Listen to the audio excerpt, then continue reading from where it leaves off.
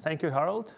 Today I'd like to talk about strings and why we might need more than just std string and when we might need it. And let's start. This is the plan for the talk today. We'll start with some introductory scenes of what's happening with strings in general in the standard. And then we'll look at some implementation details, because that's always fun. I'll demonstrate some use cases, some toy ones, and some more real-world-ish ones. And in the end, we'll talk like why are they German. So if you want to know just that part, you'll have to wait. We love strings. We use them every day, hopefully, because most software has at least some string data. And we have them. So we have your C strings, which I prefer not to talk much about, but they have at least some advantages, at least being one pointer long, so just 8 bytes on 64-bit systems. And that's pretty good for some things.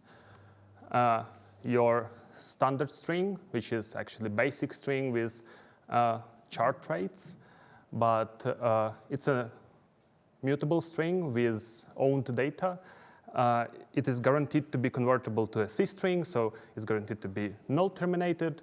And usually, it doesn't have to, I think, but usually it takes up 32 bytes. And there's also string views, or basic string views.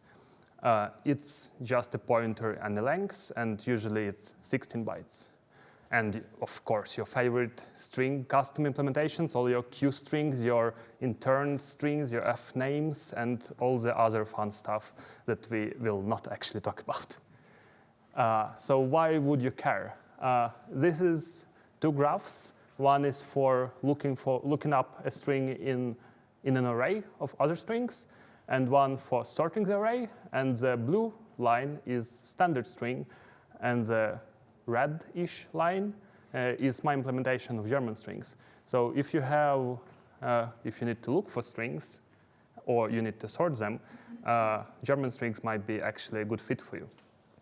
And this is looking at lib C++ with Clang 20, so pretty recent standard strings.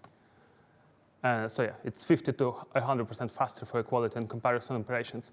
And not seen on the graph, but it is 2x smaller also as size in memory. Sorry, what was on the x-axis? X-axis, that's a really good question. It's the size of input, the size of the array of strings that we are running through with the benchmark. And y is milliseconds. And x-axis is logarithmic, so let's start with what is a standard string before we come to any exotic string types. You can think of it like this, with size capacity for mutability reasons, and the pointer to the data, and data living somewhere on the heap, or mostly on the heap, yes. But if we are coming a bit closer to the truth and getting some excellent info from a really awesome post from Raymond Chen about different standard string implementations, it looks a bit more like this, actually. All of them are slightly different, but all of them provide the same thing, which is SSO, or small string optimization, to allow us to avoid heap allocations and lookups as a result for strings of a certain size, usually either 15 bytes or 23 bytes. And as you can see, they're all different, and they make different trade-offs, and this can be felt, actually. So let's look more in detail at an libstd C++, which is GCC. At the top, you have a non-small string representation, and at the bottom, a small string representation. And we decide if it's one of the other by looking at the size, which is always there, and the data pointer is also always there, which allows a GCC string to be actually really good when you're iterating because you don't need to do conditionals. But I'm getting ahead of myself.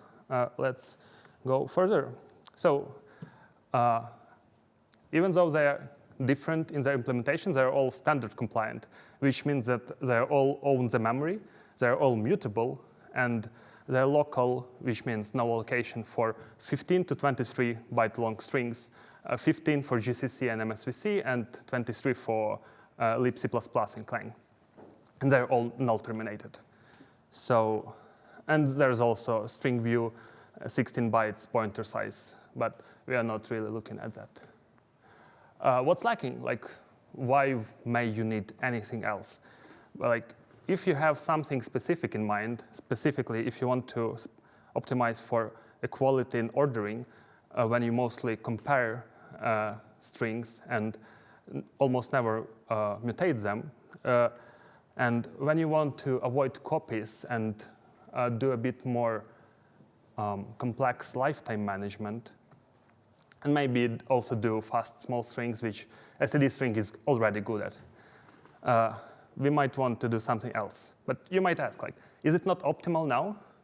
And this is what comparing two strings with Clang 20, but lib std C++, so GNU lib actually, because that's the default, looks like.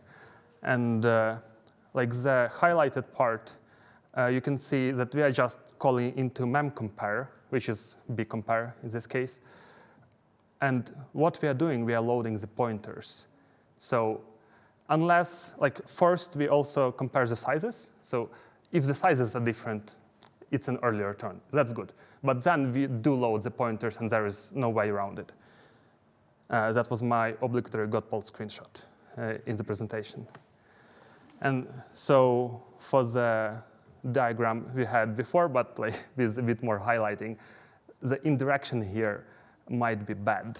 And it might be bad because of memory latency. You all seen something like this. This is a very low effort diagram of memory latency. L1 cache is fast, L2 cache is less fast, RAM is super slow, and not showed here, but a possibility if you're paged out and you need to go to actual disk, that's like astronomically slow. That was my obligatory CPU caches demonstration. And okay, that's good. What other design decisions might we have? Let's say that we have like a global string table of different strings, and the strings can come from network requests when we would like to own them. In that case, they might come from memory mapped files. We'd like to keep them in the memory mapped files, like do not own them. And they might be coming from statics that live for the entire duration of the program. So we would also not like to copy them over. We'd just like to have a view, but know that, yeah, this string will live forever. You don't need to worry about the lifetime. What would the string type from the standard library here be? Like, standard view does not work because it cannot own the string, and standard string does not work because it will always own the string. So, a conundrum. And then the last thing, which is probably the least important, but std string is large. It's 32 bytes. That's kind of a lot. You can only fit 2 of them on a cache line. Usual cache line is around 64 bytes. So, and it also messes up with calling conventions. So most common System 5 calling convention, it would be passed on the stack. But because there are exceptions, as far as I understand, for standard types, it's passed as a pointer in this case. So they're still in direction. And you can see that for the first highlighted part, it's comparing the sizes of them. It is loading from pointers. It's indirect load. So that's not really good. Yeah, and taking up precious cache space, as I said. So what can we do differently? We can always have a prefix locally. Like, if we have a prefix into the string, we have more chances to reject comparison before we need to go and look at the heap data, or like away, not necessarily heap. And we can sometimes own the data. Like, we can decide in runtime, do we own this data or don't we? But together with those like key decisions, usually there are some trade-offs, and in this case, there are trade-offs. we have to be immutable. Maybe there is a way to not be, but it's not a big deal. There are a lot of other immutable string types out there, and like a lot of application types only ever read strings. So that's okay.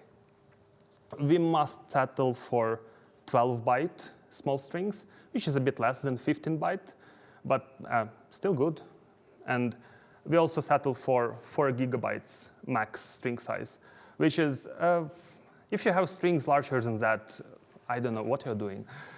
And yeah, we just ditch the null termination because we don't want to use C-string APIs. We can do without them. So this is what I'm talking about. This is the actual anatomy of our German string. The top size is a large string representation, and the lower side is a small string representation. And you can see that size takes up 4 bytes, prefix takes up 4 bytes, and then we have a small class indicating if we own the data. The actual data, which is a pointer, tagged, and otherwise, if it's small, it's just the size and the data, and the prefix becomes the first part of the data, neatly. So yeah, sometimes owning the data. One more thing is that you might think that there might be punning issues here, but they're not, and we'll talk about it a bit more later. But yes, owning the data. Like, maybe we don't need separate strings and string view types. I know that type safety zealots are gonna come at me, maybe. But what if we didn't? What if it was a runtime value, like if we own the memory or not? Then we could have explicit runtime values expressed in those 2 bits that indicate if the string is temporary, that means that we do own the data and we need to clean up after ourselves. If it's persistent, that means that it lives for the whole of the process, and we are free to use the data at any time. And a small aside, all small strings are persistent strings.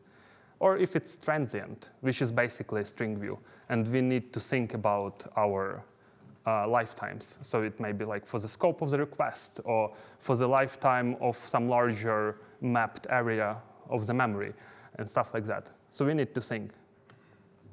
Like, there are some pros. We can avoid unnecessary copies, and if we want to, we can check for lifetimes and have logic for runtime-based lifetimes.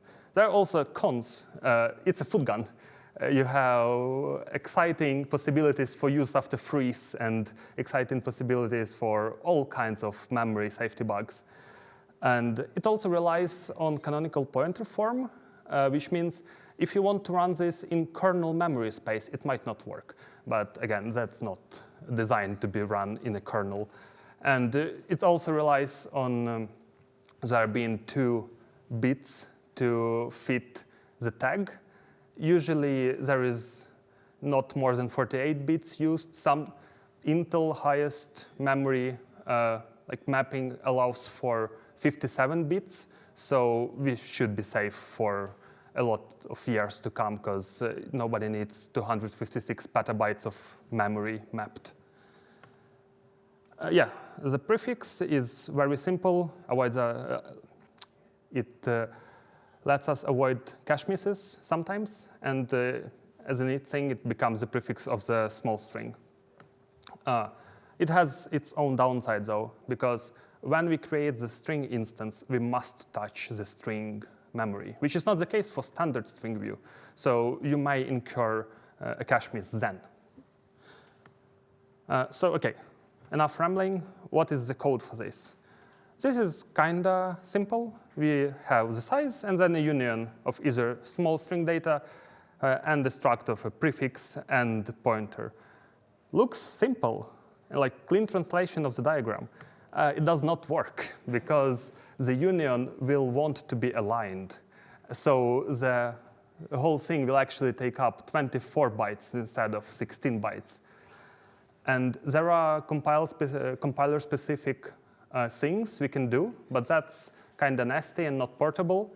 So what we do instead is this. We just pack everything into 8-byte integers and call it a day.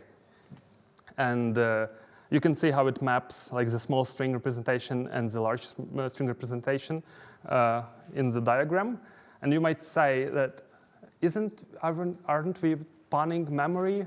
Isn't it undefined behavior? And as far as I know, no, because we can get the size by just casting the integer on little endian. And this string type makes a lot of assumptions, but we assume that it is always little endian, which is the prevalent endian nowadays. And to get the prefix, we can just shift, do a binary shift and mask. And to get the small string, we do actually make a pointer into the middle of an integer, but that's a pointer to char, which is allowed in the standard. So we're all good, no undefined behavior. So okay, what is the code that allows us to go fast on equality? I find it really neat and really nice. So it is simple, but at first we compare the first integer. And in this one operation, we compare both the size and the prefix. So we do two things, one operation. Okay, if they are equal, but we are small, we just ensure that the sizes are the same, so the other one is small as well. So we can just compare the rest of the data and one more operation. And if both of those turn out to be true, we just fall back to a good old mem compare, not that different from standard string. And actual compare for ordering is a bit more involved, but not that much. The trick here is that we can first compare the local prefix that we always have locally and are guaranteed not to cache miss on. So then if that fails, we fall back to standard mem compare again, which is a common thing with this string type. But to compare the prefix, we don't need to use actual standard compare because we know that it is at max 4 bytes. So we can just do some bit magic and store them together, mask off stuff, because we can compare less than 4 bytes, sometimes 3 or 2, mask off stuff that we are not comparing, use the nifty count write 0 function from C++20, or do some assembly intrinsics if we don't have C++20. Find the byte that differs and just do the same thing as a naive mem copy would do. And it is 2 times faster than standard mem compare to do it this way. So that's quite nice, and also not that complex. Okay, so benchmarks. Those are Clang, GCC, MSVC, like the same ordering. And to the left, it's kind of hard to see, but to the left, it's equality. To the right, it's sorting the array. And in the middle, it's hashing the string, because I wanted to include something where those strings are not that good. They're kind of the same, but sometimes a bit worse than standard strings, especially a bit worse than GCC strings, because we need to do a conditional on every pointer load when we want to get a pointer to the data, because we need to know if the data is small or not. But that's actually the same for both Clang and MSVC. So okay, how can we apply this? And my first thought was to do 1BRC, or 1 billion rows challenge. Maybe you guys heard of it. It was a thing 2 years ago. A guy from Java community of all places didn't know they cared about performance, but they do, and came up with a challenge of reading a CSV file of 1 billion rows, which implied in the name, and aggregate it. The data is really simple, just the name of a city and temperature reading. And what you're supposed to do is just read the whole thing and come up with aggregates for all the cities, for all the unique cities in there. So that's simple enough, and a lot of strings involved. So I thought it would be good. The plan was to find an existing C++ implementation, replace std string with my fancy string, and yeah, just see how good it is. And that's what I did. I found a really nice article by Simon Toth about optimizing this exact challenge, and he had an awesome GitHub repository with step-by-step optimizations. So I just did that. This is a simplified view of the whole algorithm. We just got a view into the data. We use memory mapped file here. We create an unordered map of string to record, and record is just count, min, max, and sum of all the measurements. We parse a line. We parse the value to a float value. If it's not there, we unplace it. If it is there, we update it. So we update the min, max, add the sum, and add the count. Very simple. And this is a screenshot from Hyperfine. It's like fancy time utility. You give it 2 commands. It runs them for many, many times and compares the performance. And yay, we are 90% more performant. We are way, way faster than standard strings. That's great. But wait, I got the non-optimized version.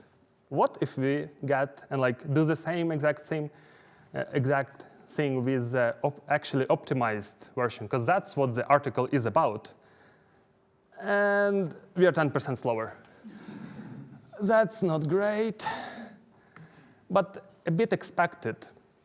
We don't do many actual comparisons. We're mainly hashing the string, so iterating over it. And the key set is small enough to easily fit in the caches of the CPU. So that's not good, for our specific use case. And the conditional on every data pointer load hurts quite a lot in this case, even though it is predictable. As you can see, I used the GCC compiled versions here.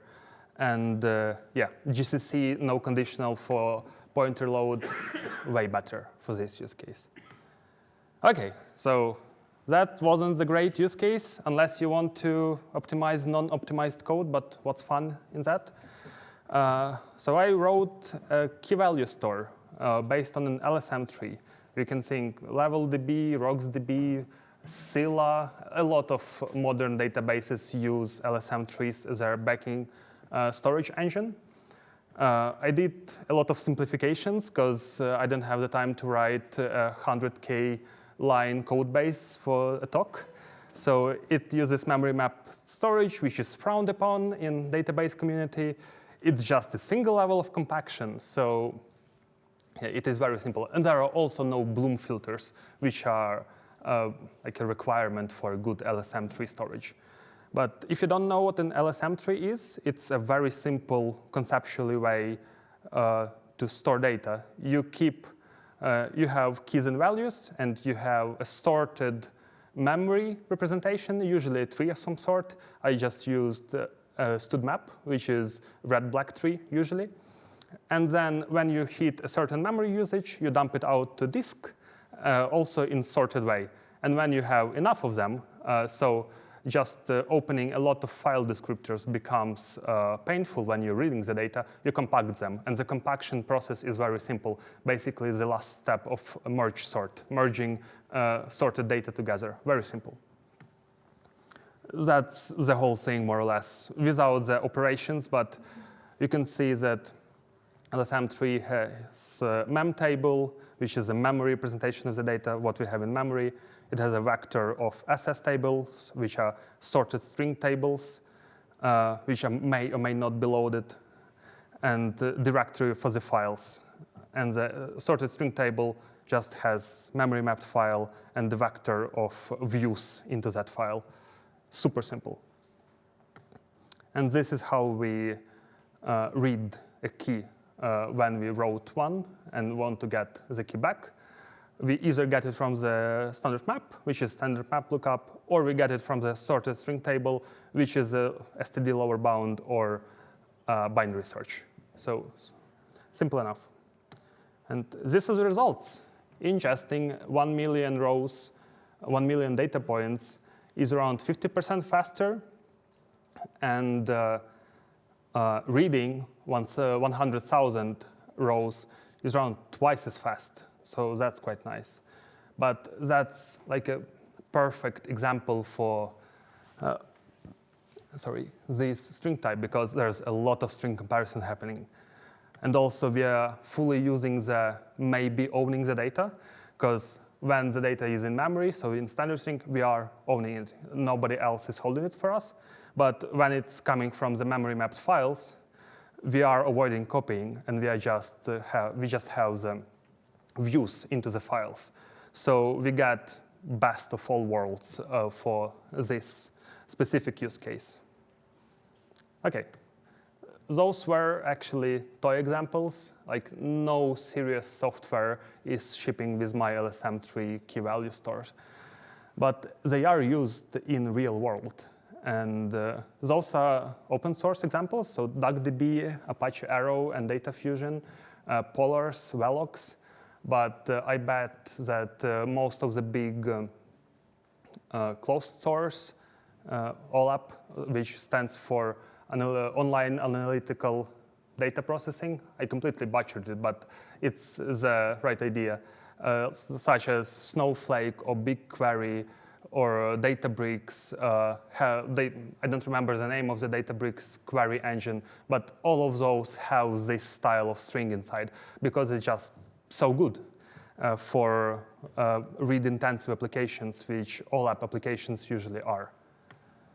Yes, and to see how it is applied in the real world, Data Fusion, people around behind the Apache Rust-based open source query engine wrote a series of blog posts about implementing this type of strings in their case. And in synthetic benchmarks, ClickBench, which is like a standard for analytical databases, they got anywhere from no regression to 2 times as fast, which is quite good. And in their own testing, where they do more realistic scenarios of more complex data, they got around 25% improvement, which is huge, because you can save a lot of cloud money that way.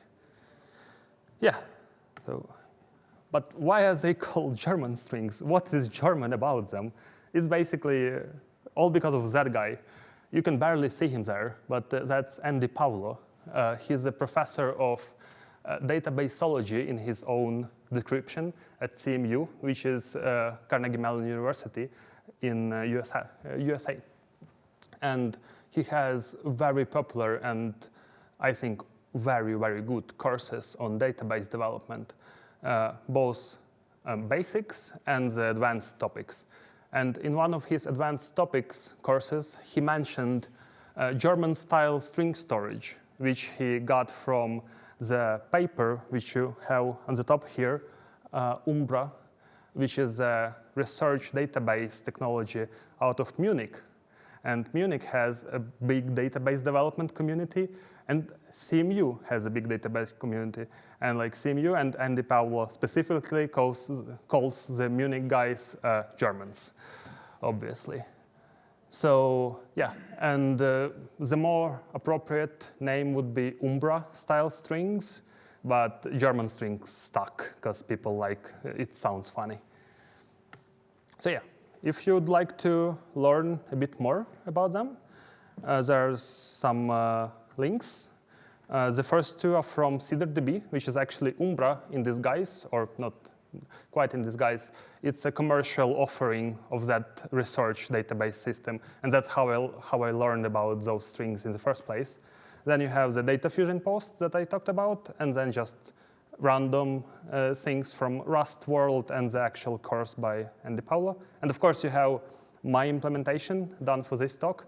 Please do not use it in production, because yeah, it has tests and it has benchmarks, but I would not trust it.